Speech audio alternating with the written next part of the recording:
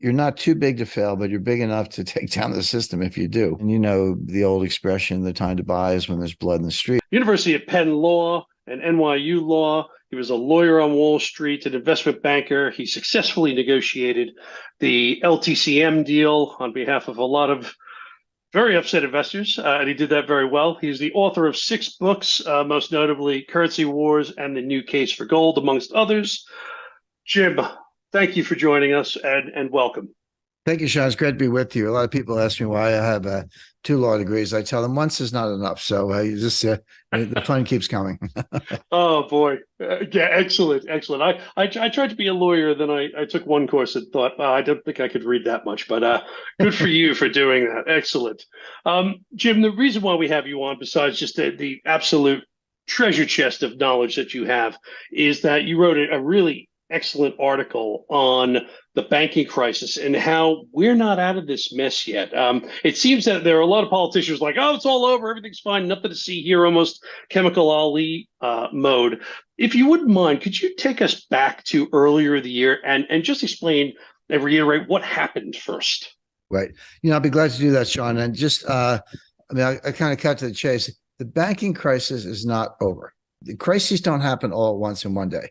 They emerge, regulators deal with them, the other new investors come in, they go, oh, it's all good, we got this under control. And then there's 2 or 3 months of a quiet period, and then they just pop back up again. It's because they were never fixed in the first place. A lot of people think this all started with Silicon Valley Bank, and that was March 10th, 2023, when the FDIC declared them, well, basically took over, put them into receivership. But that's not quite the right starting date. The day before March 9th, there was another failure. It was Silvergate Bank, not Silicon Valley, but Silvergate. Silvergate failed, basically closed its doors and went bankrupt. And they were an FDIC insured bank. They were a member of the Federal Reserve System. So they weren't some kind of weird, semi-bank or shadow bank or whatever you want to call it. They were a real bank. But they had one foot in the mainstream banking world at the Fed, but they had another foot in the crypto world. And they were actually a portal between crypto and dollars. And you could buy and sell crypto and get dollars. They would credit your account and all that. But when I saw the crypto collapse coming, or not coming, it happened. November 2021, Bitcoin was $69,000. By November 2022, it was down to around $13,000, give or take. So that was a 90+% collapse. And I saw that. I said, well, there's no way this is confined to Bitcoin. And I was right. A lot of crypto exchanges failed. But the question I kept asking myself, is there a danger, and there is a danger, that there'll be contagion from the crypto world to the banking world? That was the question I had, because crypto, it could all go to zero, knock yourself out. But if it goes into the banking world, we got much bigger problems. And it did. And Silvergate was that portal. Okay. Next day, Silicon Valley Bank fails. And the FDIC did a very interesting thing. They did their job. And by that, I mean, they issued a press release. The press release came out at 6 p.m. on Friday, March 10th, 2023. And it said, we are insuring all deposits up to $250,000. That's what we do. But if your deposit is more than that, you're uninsured. We're going to give you what they call a receivership certificate. Hang on to it. We'll get back to you in terms of what it's worth. You can't cash it in. We don't know what it's worth. We will then proceed to sell the assets of the bank, pay off creditors. And if, as and when there's anything left over, we'll distribute that to you on a pro rata basis. But, just hang on. We'll get back to you in terms of what this is worth. Well, it turns out that, of course, this was all known. Just had to look at the data. Silicon Valley Bank only had 3% insured deposits. 97% of the deposits were uninsured, and the amount was approximately $140 billion. And they weren't all like, $2 million A-round startups. You had Roku, Cisco, and other names, big Silicon Valley names that had multi-billion-dollar deposits. And for that matter, one of the crypto exchanges had a $3 billion deposit at Silicon Valley Bank. So it wasn't clear that they weren't going to fail. I mean, this was contagion and recontagion, if you want to think of it that way. So what happened over the weekend between March 10th and March 12th? All the crybaby billionaires, Bill Ackman, all these guys, they all go running to the White House saying, "You don't understand what you're doing here. We got 200 startups in Silicon Valley. They all got like 3-5 million. They got payrolls, they got employees, they got rent, they got technology development. You're going to destroy the tech sector if you don't bail this out." And so then on 6 o'clock Sunday, just 48 hours after the first announcement. By the way, I should add that going back to the Friday announcement, that actually came out of the Brisbane G20 meeting in 2014. In 2014, Brisbane G20, we were still in the aftermath of the 2008-2009 financial crisis. Right. There was an uproar. Citizens were, pardon my language, they were just pissed off. The taxpayers bailed out the banking system and all the billionaires kept their jobs. So Jamie Dimon, he's still collecting bonuses, Goldman Sachs, all of them. None of them failed. They would have failed, but for the fact that they were all bailed out. But the everyday Americans are like, unemployment's 9%. I lost my job. I lost my 401ks down 50%, et cetera. So there was a political reaction to that. So in Brisbane 2014, they came up with not the bailout theory, but the bail-in theory.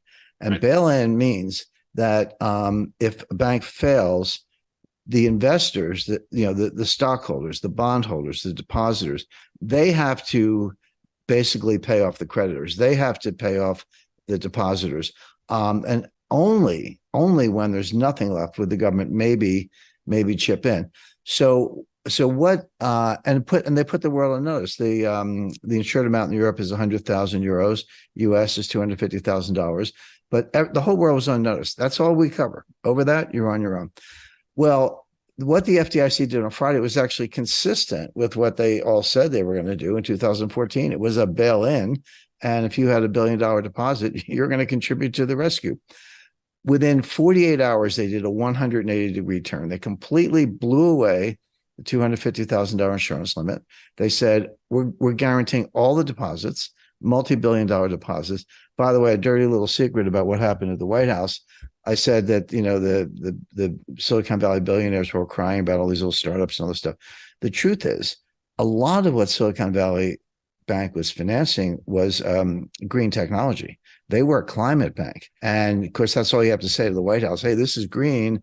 And oh, yeah. Now, what were they doing? I don't know, battery technology, better windmills. None of that stuff works, by the way. But no. they were in the White House sweet spot by saying green, and they were. That was actually what they were financing. Everyone thinks, oh, somebody's working on an app. They weren't apps. They were like battery power.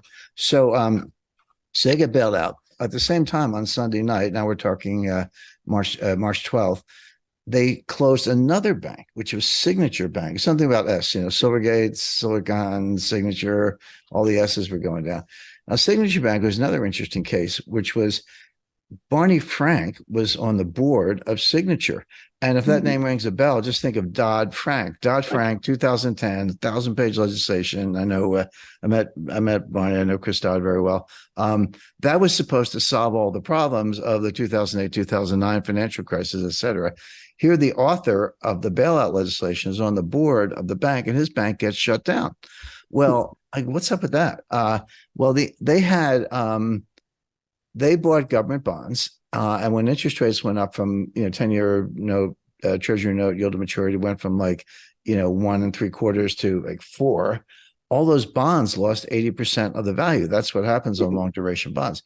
Bond math is simple: rates up, price down, vice versa. Well, the rates were up, the price was down, so they were underwater and insolvent, and they got shut down. So Barney Frank's out whining the next day. He's like, "Hey, yeah, but that's true of every bank in the country. There's not a bank out there that didn't load up on treasury bonds at 1.75.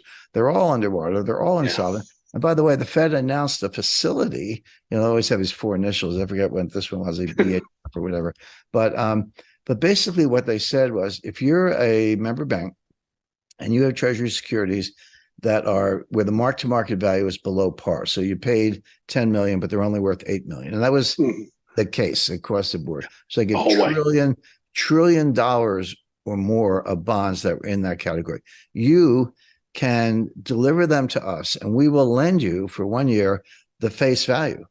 So you're putting up 80 cents of collateral, but you're getting a 100-cent loan. I said, I got a 15-year-old car. Will you lend me what I paid for it? Because it's a lot more than it's worth now. But that's what they did. So now my head's spinning. I'm like, well, I mean, I get all this stuff, but I'm like, oh, so you just guaranteed every deposit in the banking system without limit, and you just guaranteed every treasury bond at par value without limit. Yeah.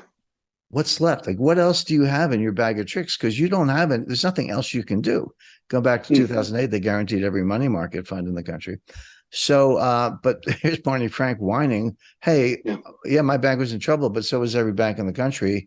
Why did you whack me and give all these guys a pass? Well, the answer is Signature Bank was another crypto bank. It had a portal called Signet. And Signet was a portal to the crypto world. And that's why they whacked it. Notice they whacked 2 crypto banks. So now it's Monday morning, where are we now? The 13th. Everyone's asking Janet Yellen, it's like, wait a second, what just happened? You guaranteed every deposit in the banking system. And she's like, well, no, not really. It's only if you're systemically important. And you're like, okay, could you please define systemically important so we can tell? Because we're getting our money out of all the banks that are not. And the truth is you can't, because the system is so densely interconnected. And this is why they say financial contagion. I mean, it's a metaphor, but actually the mathematics of a viral spread, we just went through a pandemic, but this has been true, for as long as it's been studied. The mathematics of viral contagion are identical to the mathematics of financial contagion. The equations are the same, the way it spreads. And of course, Janet Yellen can't define systemically important. Number one, they try, but they can't. Number two, I don't care how small you are. If you're a small bank and there's a run, the guy across the street, he's getting his money out of that bank. And again, it's like COVID. It's like it just keeps going until the system collapses, which means by definition, just by the dynamics, there's no such thing as a bank that's not systemically important, because they're all connected. Even the little banks are borrowing from the big banks, et cetera. So Janet Yellen hemmed and hawed and didn't have a good answer. She never does. She's not that bright. And so there we are. So the Fed has guaranteed every bond at par value, even if you're worth 20% less. And the FDIC has guaranteed every deposit. And Janet Yellen can't give you a good definition of what's covered and what isn't. Okay. Now a week goes by. What's on tap for the next week? And again, Friday night press release, shotgun wedding, Credit Suisse and UBS. Now you're talking to big guys. These are 2 of the biggest, oldest banks in the world. I think Credit Suisse have been around since the 1870s, maybe, and I'm not sure about UBS, but they were the 2 biggest banks in Switzerland. So Credit Suisse fails, and they get taken over by UBS. Okay. And now everyone's like, oh, what's next? Who's next? And there's a list. I'll go through it in a minute. What factors come into play? How can I think about whether a bank is likely to fail or not, regardless of whether they're getting bailed out? And there are 2 metrics that are really good. One is look at the ratio of uninsured deposits to total deposits. If that number is more than 30%, you're a sitting duck. And in Silicon Valley's case, it was 97%. They were 97% uninsured. So a little local bank that's got, I'll say 30% uninsured and 70% insured, they're very unlikely to have a bank run. Most of those customers are like, hey, I'm covered. I'm good. I got 100,000 in the bank. All good. But when you're up the, north of 30, certainly north of 50, 70, 80, 90, you're an accident waiting to happen. Yeah. The other metric is total assets. So there really are too big to fail banks. Doesn't mean they can't fail, but it means they're 100% guaranteed to get bailed out. And that list is well known. So who's too big to fail? Like, you can put your money in, they can screw up really badly, and you're not going to get hurt as a depositor. Right. JP Morgan Chase, Wells Fargo, Goldman, the usual suspects, Goldman Sachs, US Bancorp, Capital One, TD, State Street, Citi, B of A, Morgan Stanley, PNC Financial, Bank of New York Mellon, Truist Financial, and BMO Harris. They're the giants. Okay. Right. I'm not saying they can't fail. I'm saying that there'll be a safety net put under them, and no one's going to lose anything except maybe stockholders, but not bondholders, not depositors. But there's another category where you're bigger than the local savings bank, but you're not too big to fail. You're not on the list of giants. And these are banks with between approximately 100 billion and 400 billion of assets. When you get up closer to a trillion of assets, you're in the big leagues. But 100 billion to 400 billion of assets, you're not too big to fail, but you're big enough to take down the system if you do. And these are the ones that are vulnerable, and these are the ones where depositors and stockholders in particular really need to drill down. I'm not saying, get all your money out tomorrow, but the banks that fit that category that I just described, Citizens Bank, Manufacturers and Traders, Comerica, Webster, East West Bank, First Citizens Bank, City National Bank, not Citibank, but City National, First Horizon, Western Alliance, Valley National, Synovus, Frost Bank, Pinnacle Bank, Cadence Bank, BOK Financial, and South State Bank. That's the list of banks that are big enough to cause a systemic crisis, but not literally too big to fail. That's not a small list. No, that's a lot. I lost count, but that's like 8, 10, that's like 15, 16 Yeah. names. But they're all these are, and we, in our newsletters, we occasionally put out recommendations, not all at once, but buy put options on this bank because we think they're shaky. And remember, the stock can go way down, and the bank can still get bailed out. In other words, even if the bank gets bailed out and depositors don't lose money, it doesn't mean your stock can't go from 50 to 10. And that's that's no reason to buy a put option. But the number one bank on that list, going back to now I would say April, was First Republic, and everybody knew they were in trouble. And they got like a $30 billion, I think approximately, kind of a bailout. It was, the usual, again, Goldman Sachs, Morgan Stanley, Citi, a number of other banks on that A list that I described earlier, pitched in like $5 billion each, and they got $30 billion. But that was not capital. That was a loan. So they had liquidity. So you solved the liquidity problem, but you didn't really solve the solvency problem, which is a different issue. But everyone knew that was temporary because they had to pay it back, and how were they going to do it? And all they were really doing, they were propping up the bank long enough so the FDIC could find a buyer. It was JP, wasn't it? Yeah, sorry, JP Morgan. You're right. When JP Morgan won it, they got a sweet deal because they wanted the asset management business. They didn't care about the depositors. Totally. They wanted the asset management business, which is off balance sheet and recurring. Stock market will give you a 20 multiple on that. And they had to take some loans that might suffer losses, but the FDIC guaranteed the loans.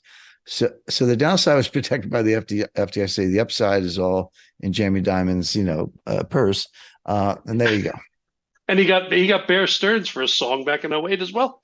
Oh yeah, he's a very good bargain shopper, that Jamie Dimon guy. Yeah, Bear Stearns, that stock went from like 130, and the bailout number was 2. And then there was a lot of crying. And they said, could you give us 8 or something? So he's finally said yes. So they got $8, give or take. I was like, oh, good. The crisis is over. We got through Silicon Valley Bank. The tech startups still have their working capital. First Republic got picked up by JP Morgan. Everyone else on the list seems to be doing fine. Market calmed down. The banking crisis is over. That's the Wall Street Goldilocks soft landing story. All right, let me explain why the banking crisis is not over. And for this, we're going to use a little financial history, which is underrated, but in my view, extremely valuable. Maybe just because I've been around long enough. I'm kind of a magnet for trouble when it comes to this. My first banking crisis was the Herstatt Bank in Germany in 1974. So you got to be, you have to have been around a while to remember that one. That was a foreign exchange. That was a bank where, in those days, if you were in Germany and the US and you were doing foreign exchange trading, and you sold, it was Deutschmarks because it was before the euro. If you sold Deutschmarks for dollars, you would, or bought them rather, they would deliver the Deutschmarks to you in German time, and then you would pay the dollars in New York time. Well, they failed in between. They got all the Deutschmarks, but they never paid the dollars because they failed in the middle of the day. And that started a crisis. But anyway, it's a long list since then.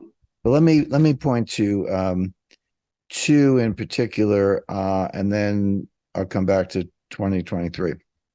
Hmm. So the first one I had some at a front row seat, 1997, 1998, the Asia-Russia LTCM financial crisis. Now, what people don't realize, people remember, September 1998, LTCM's about to go under $1.3 trillion in derivatives. That's back when a trillion was real money.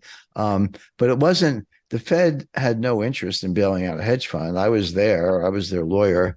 We didn't expect a bailout. We're like, why would the Fed bail out us? I mean, it was mostly our money, by the way, so that's why we weren't lynched. But why would the Fed do that? Well, the answer was, it wasn't about us. It was about the 19 banks that were going to fail if we failed, because they're dealers. So if they sell us, $1.3 trillion of derivatives, which they did, they buy them from the other side. Okay. Yep. And they're relying on the fact that they have a two-sided position and they make a spread. That's what they do. Well, if one side of the trade goes away, all of a sudden they're net short. They're naked on the other side, and they got to go out and sell stocks like it was $15 billion worth of stocks to cover the fact that they were long that much on their side of the swap. Well, I can tell you what $15 billion of fire sales stocks will do to the stock market. They would have closed the New York Stock Exchange and a lot else beside. So technically, they were bailing us out. We got $4 billion in cash, put the fire out, brought it in for, filmed the runways, brought it in for a soft landing. But they were really bailing out Wall Street. And we lost the money. Wall Street put in the $4 billion, but then Wall Street owned it. And they got all their money back a year later. But they put out the fire. But here's my point. That didn't start in September 1998. That started in June 1997 in Thailand, when Thailand had a run on the bank. Dollars were leaving the country. They had pegged the Thai baht to the dollar, and people panicked. They said, because money had been going in for resorts and casinos and who knows what else. And everybody wanted their money back, taking the dollars out. The Central Bank of Thailand could not maintain the peg. They imposed capital controls, said no more dollars, and we're going to devalue the baht, which meant for a U.S. investor, all your money was worth a lot less. That then spread to Malaysia, Indonesia, Singapore, pretty quickly spread through Asia. And then it went to Korea. And, the old expression, the time to buy is when there's blood in the streets. Sadly, in Korea, there was blood in the streets. People got killed in financial riots in September, October 1997. But here's the point. It entered a quiet period. In December, January, February, things calmed down and everyone said, it's okay. And by the way, the long-term capital was fine. At the time, we were like looking into Asia for investment opportunities. But then it came back in April in a small way, because Sandy Weil was selling. He was merging Citi and Travelers. He owned Solomon. And he told the Solomon guys, I don't want any volatility in earnings because I don't want to mess up this deal. So you guys have to reduce your books. But the process of Solomon getting out of swaps widened the spreads. We're sitting there long term like, hey, spreads are blowing out, buy more. That was the way they thought about things. And then, of course, it came to a head in August. Russia defaulted on their internal debt, their external debt, and devalued the ruble. It was like a trifecta. And then that caused a panic, and then it got worse. And then finally the bailout at the end of September. But my point is, that took a year and almost a year and a half. Yeah. And there was a long quiet period in the middle. So just when you see a crisis evolving and then there's a quiet period, don't assume it's over. It just means that things have been patched up, but it's still percolating below the surface. The second one, of course, the 2007, 2008, 2009 global financial crisis. Now, what happened there? Everyone remembers September 15, 2008, midnight on a Sunday, because you can do it electronically, Lehman Brothers files for bankruptcy, okay? That started in the spring of 2007. HSBC reported lower than expected earnings because mortgage losses on subprime mortgages were higher than expected. And that's when Bernanke, actually is on the record in the March minutes of the FOMC, said, this will blow over. This will be fine. I remember it vividly. Yeah. And then it kind of came to a head in August 2007. That's when Jim Cramer and Aaron Burnett on CNBC goes, they know nothing. They know nothing. And Cramer was right. They actually didn't know anything. But the Fed cut the discount rate and they cut the Fed funds rate. And then September, you remember all this, September 2007, Hank Paulson's Treasury Secretary, he announced the Super Civ, special investment vehicle that was going to buy all the credit card receivables from all the banks with government money and then put them into a fund and work them out and all this stuff, which never happened, by the way. It was a dumb idea, but it never happened. But then in December 2007 into January 2008, what happened? The sovereign wealth funds bailed out the U.S. banking system. Abu Dhabi, and they were capped at 10%, but Abu Dhabi bought 10% of Citi, Temasek in Singapore bought, I think, 10% of Morgan Stanley, Kuwait Investment Fund. One by one, those sovereign wealth funds bailed out the U.S. banking system. So January, all good. February, it's all good. What happens in March? Bear Stearns blows up because it wasn't all good. That was the point. By the way, if you ever see a CEO saying it's all good, get your money. Get your money. It's fine. Repo's fine. Liquidity's good. We're rolling it over. It's all good. Get your money out then, because it's not that they're lying. It's just that they don't realize how quickly things can change. So then, okay, so March, Bear Stearns blows up. What happens in June? Fannie Mae. What happens in July? Freddie Mac. What happened in August? The Congress passed legislation bailing out Fannie Mae and Freddie Mac. So once again, this is your second quiet period. It's all good. The Congress saved the day. Even though Bear Stearns, Fannie, and Freddie had just blown up, the Congress, in theory, bailed them out and it was all good. And that lasted about a month. And then September, here comes Lehman. So my point is, financial crisis can have one or more quiet periods. In fact, they usually do. Everyone remembers that when the Krakatoa erupted, but they don't know when the shaking began. They forget that these things usually have a year or longer. So if that's the case, and it is the case, I mean, those are just the facts, what should we say about the 2023 banking crisis? Well, we had this, again, March 9th, March 10th, March 12th, March 19th, May 1st, this sequence of failures, big ones, including Credit Suisse. From May to August, we're in the quiet phase. Everyone thinks it's all good. But I've calculated these quiet phases. They last about 3 months, maybe 4. So by that calculation, we should be, now that it's September, we should be at the end of the quiet period getting ready for the second eruption of Krakatoa. So let's put a finer point on that. What are the 8 indicators that the banking crisis is not over and is getting ready to blow? And I'll go through this quickly. Downward sloping yield curves. Now, that yield curve is just the x-axis are the maturities, the y-axis is the interest rates. Yield curves are supposed to be upward sloping.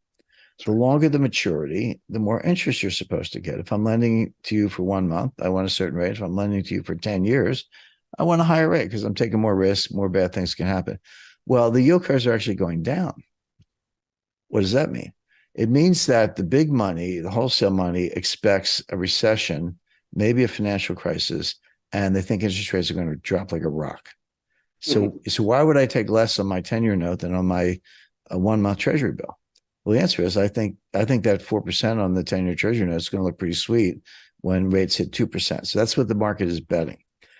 Number 2 is kind of the same thing. There's a downward slope in the SOFR futures curve, SOFR system overnight financing rate.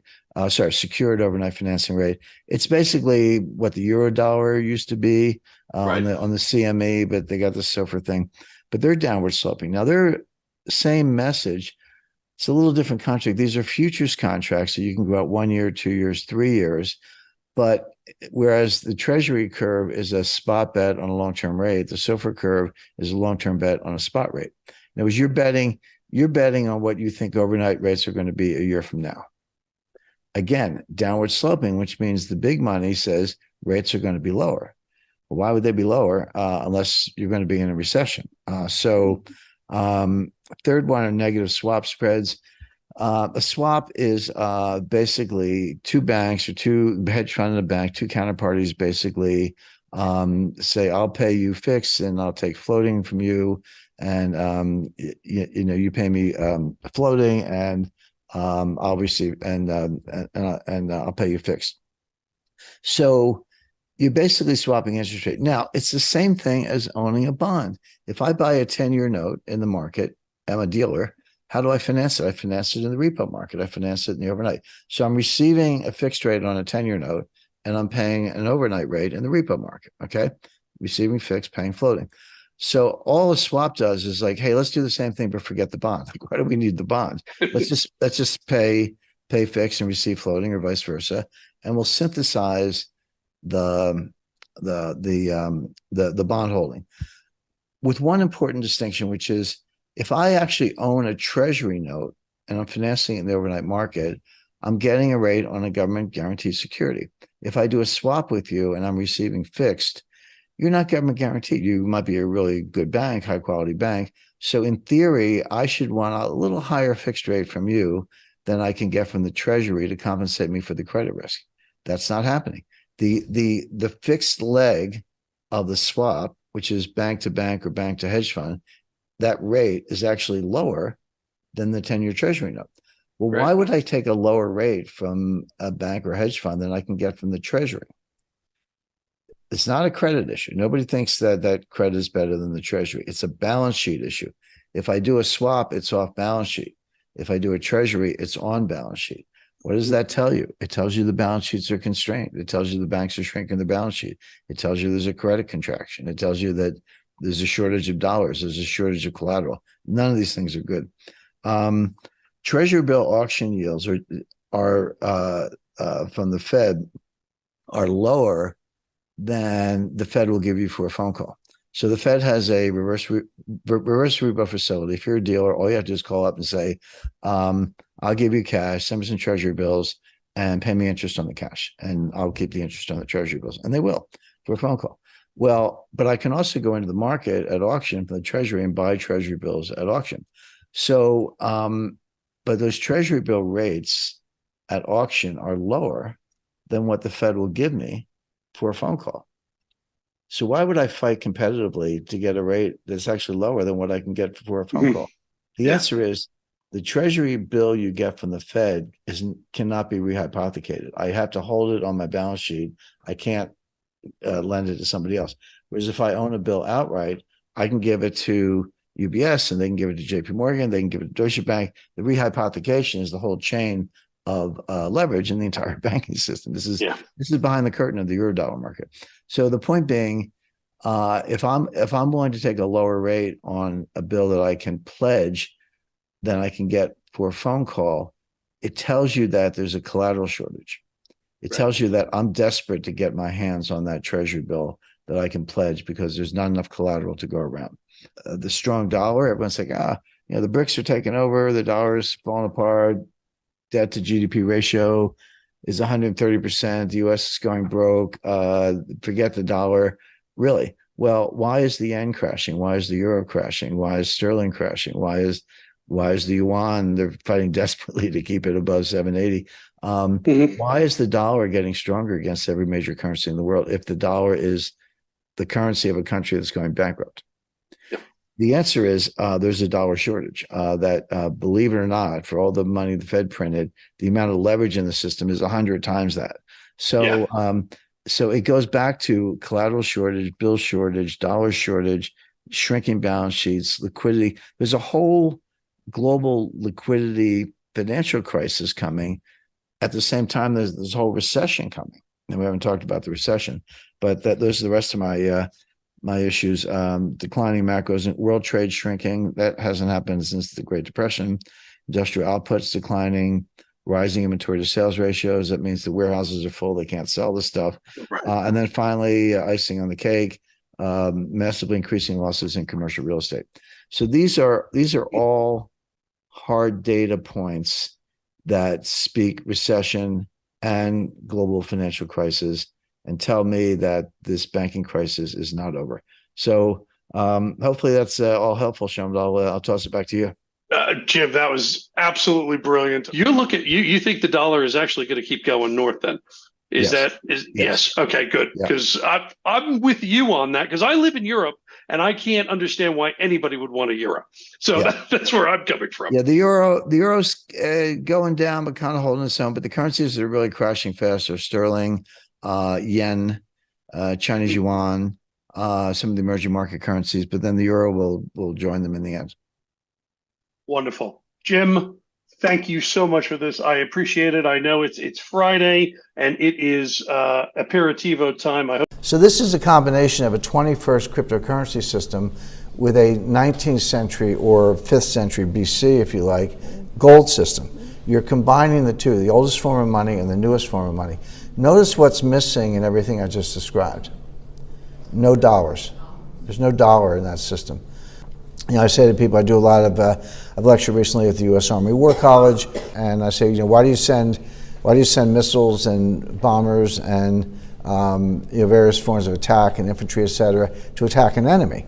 Well, they say, well, we want to degrade their capabilities, destroy their infrastructure, take out their oil pipelines, their ports, et cetera. That's what you do in a war.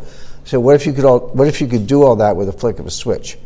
What if you could do it all by hacking into their financial system, shutting down their stock exchange, shutting down their banks, freezing accounts? You would achieve the same thing. You would degrade the financial capability of your opponent, but you wouldn't have to fire a shot. That's the world we live in today. Unfortunately, all of us, me and all of you, can be collateral damage when that starts to get out of control. So we'll talk a little bit about that as well. What's the new system Jim Rickards talks about? It's a system where countries trade in a new currency and ditch the US dollar. Jim Rickards made this prediction years ago, but it gets more relevant today. With the current war that is going on, wars with S, the risk got bigger as more countries are taking sides against the United States. So what's the big deal about the new system? What will happen when the world stops using the US dollar? Will the US economy collapse? To really understand what's going on, we need to take a deep dive into the financial warfare. Jim Rickards is one of the masters of this new kind of war. At least there are two kinds of war. There's something called kinetic warfare where you send tanks, missiles, and bomber planes to your enemy. But there's also financial warfare where you hack the enemy's digital system, shutting down their banks, stock exchanges, payment systems, etc. Financial warfare is more deadly than kinetic warfare because there's no blood in the streets and people get depressed because they lose their money, all of it if they put all of their eggs in the digital basket. Financial warfare is not a new thing. In fact, it's been happening since the 19th century. Let's hear more from Jim. Economic warfare, or financial warfare if you want to be more precise, is not completely new. There are a lot of new things about it that I'm going to talk about, but it's actually been a part of warfare as far back as you want to go. And all three of these examples I've given you are financial warfare tactics, economic warfare tactics, in conjunction with kinetic warfare. So Napoleon had to actually invade Russia. He couldn't put on sanctions. And the British actually had to invade, blast their way into Hong Kong. And the Japanese actually had to attack Pearl Harbor. So the economic and what's called the kinetic, just things that shoot and explode, went hand in hand. Today we're in what I call a new age of financial warfare. You can actually have a financial war without any kinetic activity at all. You can bankrupt a country, you can engineer regime change. I've been involved in a few efforts along those lines. So I say my definition: degrade and defeat the capabilities of adversaries by non-kinetic means, not shooting, not invading, not firing missiles, using sanctions, capital markets, banking systems, exchanges, clearinghouses, payments, channels for cash, stocks, bonds, deposits, etc. These are weapons of war. Of course, they're financial instruments. Of course, they're how we save and invest, but they can also be used to destabilize countries, and they are being used, and we'll point out some examples. Now, I'm not going to go through everything on this list in detail. Each one of these line items I could do a 2-hour lecture on, so we're not going to put anyone through that. But I want to make the point that there is a long list of statutes and regulations that empower the president to engage in financial warfare or to protect the national security of the United States. The first one, it's got a clunky name, International Emergency Economic Powers Act of 1977, call it IEPA for short. This was enacted during the administration of President Carter. This actually gives the president dictatorial powers when national security is at stake. And that's not an exaggeration. By the way, in the Roman Republic, they had an office called dictator, and he wasn't a bad guy. It was an emergency empowerment of the leader. So normally you had a council or other figures of the Roman Republic, later the Roman Empire, who were elected. It wasn't widespread voter empowerment. It was only an elite that was allowed to vote. But it was a Republican form of government. There were elections, and people got chosen for these offices. But if they were being invaded, if they were at war, if there was an economic crisis, the Senate had the power to appoint a dictator. It was a 2-year term, but you just had extraordinary powers. You could do whatever you wanted. We have the same law today, and this is it, IEPA. When you read the postmortems on the 2008 financial crisis, you'll hear Ben Bernanke and Hank Paulson, who was Secretary of the Treasury, repeat ad nauseum, well, we really wanted to save Lehman Brothers, we didn't want it to go bankrupt, but we didn't have the statutory authority to do it. Nonsense. They did. Either their lawyers didn't tell them, or their lawyers are incompetent, which I doubt. I'm sure the lawyers knew all about this. Or they chose not to do it, which is okay, but don't blame it on the law. You have to take responsibility for your decision. But this law would have allowed the United States government to nationalize Lehman Brothers at the time, because the national security was at risk, because the world was in the midst of a major financial collapse. Trading with the Enemy Act of 1917, this is how we got Bayer Aspirin. Bayer AG, the biggest German chemical company, they had a subsidiary in the United States. President Wilson just confiscated it during World War I under the Trading with the Enemy Act. Interesting footnote, in 1933, within weeks of taking office, President Roosevelt issued an executive order confiscating all the gold in the United States, all the privately held gold in the United States. Well, what statutory authority did President Roosevelt use to issue that executive order? You can't just do it for fun. He used the Trading with the Enemy Act of 1917. Now, I don't know who the enemy was. It's probably us, like the American people, but that's what he used. Anyway, there's a long list here. Skipping one, the Committee on Foreign Investment in the United States, CFIUS. I did a lot of work for the intelligence community over many years in CFIUS. When you say CFIUS, people say, does it itch or burn? But it's an acronym for this committee. This is an interagency committee composed of cabinet officers or their deputies that can reject foreign acquisitions of U.S. companies on national security grounds. Now, when I was doing it, mostly during the Obama administration, the government really leaned over backwards to let deals go forward. I mean, I was working with the CIA, and we did the intelligence. We didn't have any decision-making authority. It was our job to point out the threats. Like, the People's Liberation Army controls Huawei, which is the largest Chinese telecommunications company. But we would report on the threats, but it was up to the Secretary of the Treasury, Secretary of Commerce, and a few others as to whether the deals were going to go through. And they would more often than not come back and say, look, can we mitigate this? Can we let the deal go through, but have what they call a mitigation agreement that says the Chinese guy can't be on the board of directors, or he can't, et cetera. And you'd find ways to do that. Anyway, the Patriot Act you're familiar with, SWIFT, Society for Worldwide Interbank Financial Telecommunications. You all know, like, sort of where the brain meets the spinal cord. That's a really sensitive part of the human neurosystem. SWIFT is the brain and the spinal cord of the international financial system. SWIFT is a message traffic provider where all the major transactions between all the major banks in the world are processed. If there's a central nervous system for the global banking system, it's SWIFT. It's based in Belgium, and when Deutsche Bank sends $5 billion to Citibank, or Bank of America sends $10 billion to Banco Santander, it all goes through SWIFT. If you think of it as a choke point, it's the Straits of Hormuz. You know, half the world's oil goes through the Straits of Hormuz. Far more than half the world's financial transactions go through SWIFT. If you cut off that choke point, you're going to have serious consequences. I'll come back to that because we're using this today. But my point is, when you have a financial crisis or a financial confrontation, or you're in a financial war, the White House does not have to run to Congress and say, please, please give me some powers. The president has these powers. And Trump has shown more willingness to use them than any president, well, probably ever, but some have used it more than others, but Trump's using it extensively. So he has weaponized these financial tools. Jim Rickards has explained the tools and regulations that can be used in a financial warfare. Back then these tools were used together with kinetic warfare. But today financial warfare can be conducted without firing a single shot, or totally non-kinetic. Since everything is digital today and we have more advanced technology, the financial war got easier and also more deadly. With a bunch of hackers, billions of dollars can be frozen or even stolen by the enemies. And some of these stolen dollars could be your retirement, your money in the stock exchanges, your savings in your bank account, etc.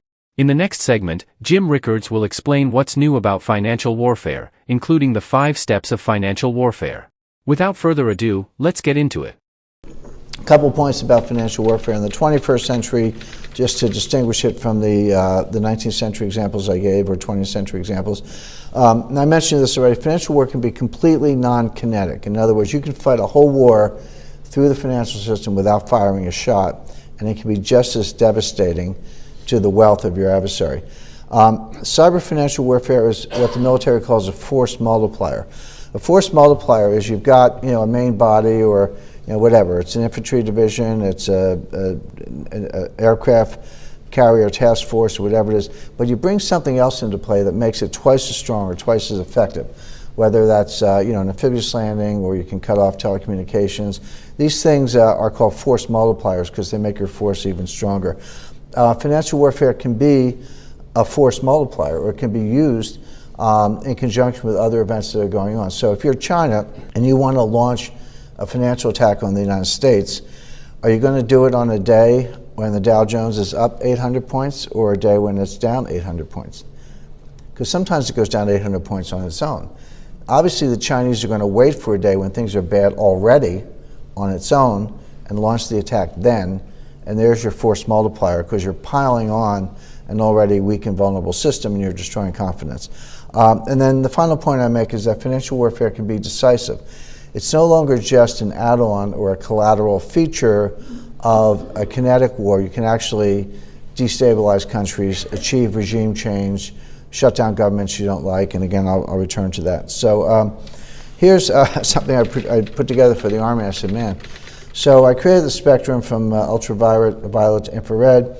So over on the left side of your screen are what I would call normal commercial activities. So, Alibaba competes against Google, or Ford competes against Volkswagen. It's normal trade, normal commerce, normal innovation. The next one, a little more over in the blue area.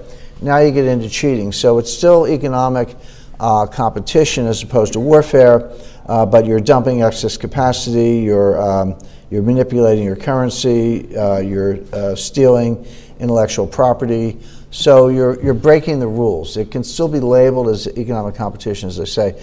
So then over in the middle, the green, now we're getting a little more aggressive. These are tariffs, trade sanctions, weaponized CFIUS. When the United States tells Huawei, the big Chinese telecommunications company, that they're not allowed to buy Qualcomm, is that trade or is that warfare? Well, you're getting closer to warfare, that's the point. And again, no shots are being fired, but that's more closer to that part of the spectrum. Out in the yellow, I've got de-swifting. De-swifting is one of those words you only hear in Washington, but what it means is I just kicked you out of SWIFT. That's like going into intensive care, finding a patient who needs the oxygen, turning off the oxygen. Not going to last too long. You cut off access to SWIFT, you cannot get hard currency in and out of your banking system. Doesn't matter if it's dollars, euros, yen, Swiss francs, pound sterling. You cannot transfer that money to your banking system because that SWIFT is how you do it. And then out on the right, this is clearly warfare, malicious cyber attacks on critical infrastructure, taking over order entry systems.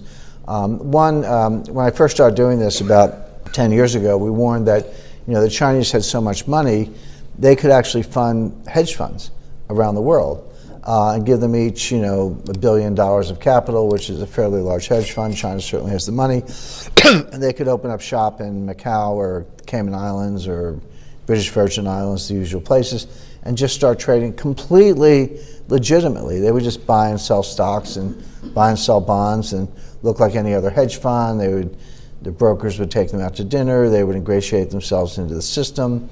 They would be trusted. They would get more capital, more relationships, and then one day, on a signal from Beijing in a coordinated way, they would massively flood the market with sell orders, sell Apple, sell Google, sell Netflix, sell every stock you own, and sink the market. And that was a real threat, and there were steps taken to look out for that.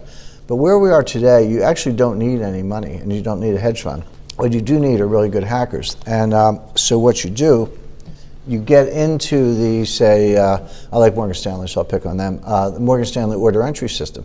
Actually get into their computers and flood the New York Stock Exchange with the same sell orders I just talked about, Apple, Google, all the big names, sink the market, do the same thing to the bond market, other commodities, et cetera. but you haven't actually got any money and you're not actually trading. You've just captured someone else's order entry system who is trusted and big, and you're flooding the market with all these orders. I say things like this, and some people roll their eyes and they're like, oh, that would never happen. Actually, Morgan Stanley told me it would never happen, but it has happened. A couple of years ago, there was a company called Night Trading. They had an automated trading system. Something went awry. Was it hacked? Not clear, but something went wrong. And this company started putting in all these sell orders on the New York Stock Exchange, taking the market down. Nobody could find the kill switch. They were running around the company saying, oh, turn it off, turn it off. Nobody could find the person who knew how to turn it off. And they lost $450 million in about 3 hours and almost put the firm out of business. So it actually has happened. But whether that could be done in a bigger way, a more malicious way, I'm sure the answer is yes. That's an act of war. We're not, the red zone, we're not debating it anymore. This is pure financial warfare. As Jim Rickards explained before, there are at least 5 steps or 5 levels of financial warfare. But the big question is, are we in a financial warfare? Jim Rickards gives 3 examples in the next segment. Starting with the good old Iran and the mighty Russian power, and then to the weirdest country in the world, North Korea. Many of the tools mentioned in the first segment are being used here, including de-swifting and the new tool which is election interference. The world of financial warfare is so complex, filled with innovations and new techniques that get better every day. But one needs to look at the past in order to learn what's wrong and improve it in the future. Jim Rickards will explain the current financial war that is going on and what we can learn from it. A couple financial wars going on around the world today. Iran, we're actually in the second U.S.-Iranian financial war. The first one ran from 2011 through 2016. Now, in 2011, the United States kicked Iran out of what's called Fedwire. That's the U.S. payment system. So I said SWIFT is the international payment system, but there's something called Fedwire, where all U.S. dollar transactions and purchases and sales of U.S. Treasury securities go. It's run by the Treasury and the Federal Reserve. We kicked Iran out, so no more dollars. So if you're shipping oil and you're getting paid in dollars, those dollars cannot go to an Iranian bank account, and any foreign bank that helps them do that is going to be fined itself. And there were actually hundreds of billions of dollars of fines imposed on HSBC, JP Morgan, UBS, and other major international banks for violating these rules. So they got the message. Well, Iran said, who cares? We'll sell our oil for euros and we'll get the euros through SWIFT. We don't need your dollar payment system. Well, the U.S. prevailed on its allies in SWIFT, including the fact that, at least today, the chairman of SWIFT is a senior officer of JP Morgan, so the U.S. banks have a big role in this, and we got them kicked out of SWIFT. That's called de-swifting. That's serious, because now they can't get any of the hard currencies. They could ship oil to India and get paid rupees in an Indian bank account. You don't need SWIFT for that, but what are you going to do with the rupees? I mean, how much curry do the Iranians need? So this was a real dead end for them, and it forced them to the table. It did what President Obama wanted. It forced the Iranians to come to the table and start negotiating their nuclear development program, which was the whole point of this financial war. Putin, everyone says, well, he's the bad guy because he invaded Crimea, took it over, and interfered in eastern Ukraine, and interfered with the U.S. elections in 2016. All those things are true. Nobody asked why he did it. He did it because in February 2014, CIA and MI6 interfered in the Ukrainian electoral process. He had reached a modus vivendi with a sort of a pro-Putin president of Ukraine. We decided we didn't like that person. We wanted to peel them off, bring them into NATO, stirred up a little street demonstrations. Next thing you know, the president of Ukraine's on his way to Moscow, and we got somebody in that we like better. And then Putin said, well, two can play. So I'm not defending Putin. He's a bad guy. He's a thug and a killer, but he's also almost at the grandmaster level as a chess player. He's a judo expert, and he was a long career with the KGB and lived in Germany. So he knows he's a very sharp, smart player, knows exactly what he's doing. And everything they've done to us is retaliation for what we did to him. And now we're imposing sanctions on Russia. So this is going back and forth, and it's escalating. So we're in another war with Russia, including tariffs, prohibiting major Russian corporations from refinancing their bonds in Europe, and many other things. And again, as I say, it is escalating. And the third one is our friend Kim Jong-un. We'll see where these negotiations go. Obviously, negotiations are better than war, but we are using what we call maximum pressure on North Korea, major economic sanctions. On top of these financial wars, we have trade wars. And they usually go hand in hand. This happened in the 1920s and 1930s. Here's the troika of trade warriors. On your left, Robert Lighthizer. In the middle, Wilbur Ross, Secretary of Commerce. And over on your right, Peter Navarro, who's the president's trade advisor. Of the three, Lighthizer is by far the most important. I'm not saying the other two don't have a voice. Of course they do, but Lighthizer the big brain. Lighthizer's been doing this since the Reagan administration. Ross doesn't have that big a say. Navarro's the guy they put on TV, so when you see something on TV, it's Peter Navarro. But when you're in the Oval Office, it's Lighthizer advising the president.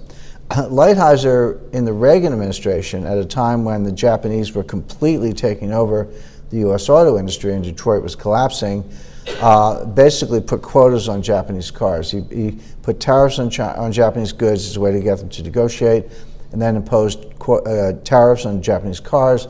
And the Japanese said, we'll jump the tariff barrier and put our plants in the United States. And Lighthizer and Reagan said, thank you very much. That's what we wanted, because we wanted those jobs. And where are they today? They're in North Carolina, they're in South Carolina, they're in Mississippi, Tennessee. They're all over the United States, creating hundreds of thousands of very good high-paying jobs with benefits. That's what we got by playing tough with the Japanese. Lighthizer is now running the same playbook with China. A good reason to know that he's practically uncompromising. He's not your typical Washington bureaucrat who's going to roll over. Cyber financial warfare, I won't spend a lot of time on that. I'm sure you've heard quite a bit about it. But I've given a few examples already where if you can hack into these systems, you can imitate the banks, imitate the traders, and cause major market disruption. Now, I talked a lot about the U.S. financial weapons. The IEPA gives the president dictatorial powers, freezing the accounts, Trading with the Enemy Act, CFIUS, and all the other weapons in our financial warfare arsenal. The other countries in the world are getting a little sick of this. We implement our sanctions through the dollar, through our control of the payment system. The U.S. dollar is over 60% of global reserves. It's over 80% of global payments, and it's almost 100% of the global oil market. So you don't get very far without the dollar, having the dollars, having access to the dollar payment system, etc. With all of these financial weapons that the United States owns, countries around the world are getting tired of it. So what are they doing? The latest development is that there's a plan for a new currency that is going to replace the US dollar that is proposed by the BRICS country. I think if you're still watching this video, then you already know what BRICS is. But for those who don't know, BRICS is an acronym for the 5 countries that are forming an alliance to do economic cooperation, and these 5 countries are Brazil, Russia, India, China, and South Africa. They plan to create a new currency to replace or at least to be a rival to the US dollar.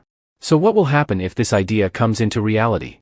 Will the world ditch the US dollar and go with the new BRICS currency? But the idea of a BRICS currency is not new. In fact, they've been cooking it for more than a decade. China, Russia, Turkey, and Iran have been planning this by accumulating a massive amount of gold. And Jim Rickards called this alliance the new axis of gold. They're beginning to take steps to push back. The first one, here I have China, Russia, Iran, and Turkey. They've created what I call the new axis of gold. They're just getting all the gold they can, as fast as they can. Russia has tripled its reserves in the past 10 years. China has more than tripled its reserves in the past 10 years. Iran, we don't know because they're non-transparent, but they might have 100 tons of gold, which is quite a bit of gold, and Turkey's doing likewise.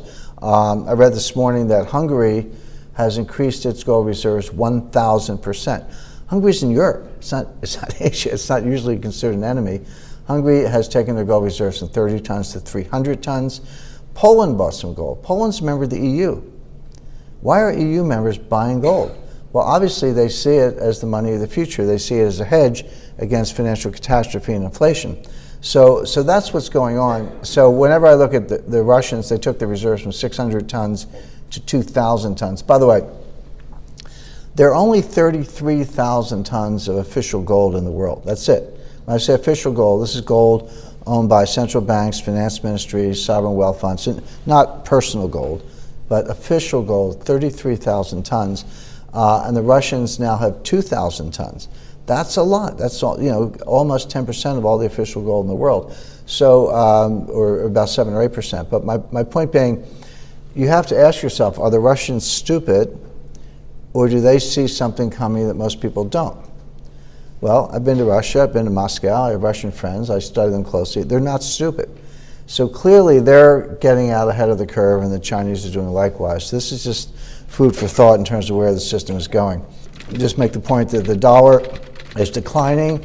I said it's 60% of global reserves, which it is, but that's down from 66% just 5 years ago. So down is down. I do think, there's no magic in this, but I do think when you get closer to 50%, that's a critical threshold. That's the point at which all of a sudden the world may wake up and say, hey, dollar's just another currency, along with euros and Swiss francs and gold and the other things we've been mentioning. So dollar is declining as a percentage of total reserves. Gold is going up. I just showed you that in the last chart. So here's a preview of the future. When I say the future, everything on this slide is already in development or working. So this is not science fiction. This is not something for the 22nd century. It's happening now. Basically, China and Russia are building their own cryptocurrency system. Now, when I say cryptocurrency, don't go out and buy Bitcoin. I don't like Bitcoin. I think it's the worst thing you could do. But the world of cryptocurrencies is not limited to Bitcoin. There are actually over 2,000 cryptocurrencies, some of them quite small. But you could go home tonight with the right software, you could invent your own cryptocurrency. But Russia and China are developing their own. What used to be called the blockchain, today people call it the distributed ledger. So this is distributed ledger technology. They're developing their own coin or token. It'll be heavily encrypted, military-grade encryption, with their own pipes, meaning their own kind of private internet. Imagine an economy that looks like the following. So Iran sells oil to China. North Korea sells weapons to Iran. China sells infrastructure to Russia. Russia sells weapons to China. Russians take a vacation in Turkey because it's a pretty country, and so on. So I've just described a whole trading network, and imagine it's all done with this cryptocurrency. So all we do is keep score. And you can keep score with baseball cards, bottle caps. I mean, it doesn't have to be money to keep score. It's just a way of keeping track. Pegged to the SDR, the special drawing right, and we'll talk a little bit more about that. Managed through a cryptocurrency system that's encrypted and secure. And then every now and then, once a month, once a quarter, once a year, we look at the chits and we decide who owes what to whom, and we settle up in gold. And we put the gold on a plane, fly it over to the other guy, and there it is. So this is a combination of a 21st cryptocurrency system with a 19th century or 5th century BC, if you like, gold system. You're combining the two, the oldest form of money and the newest form of money. Notice what's missing in everything I just described. No dollars. There's no dollar in that system.